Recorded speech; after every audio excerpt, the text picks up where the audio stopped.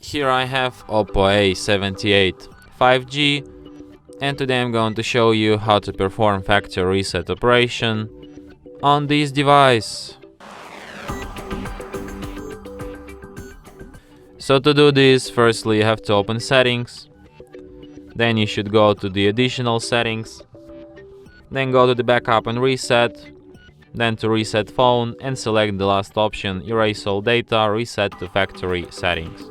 Then tap erase data and then once again, and after that device will be restarted in about a minute or two.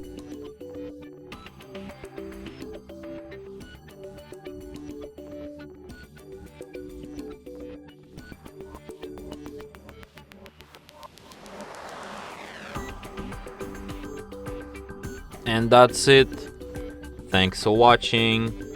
If you find this tutorial useful, don't forget to hit that like button and subscribe to our channel.